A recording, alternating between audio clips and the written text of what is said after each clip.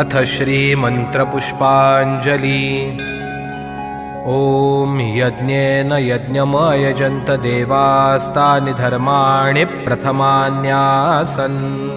तेहनाकं महिमानः सचन्त यत्र पूर्वे साध्या सन्ति देवाः।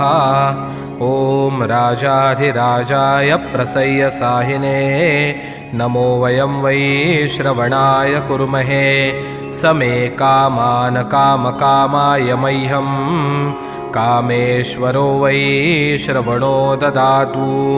कुबेराय वै श्रवणाय महाराजाय नमः।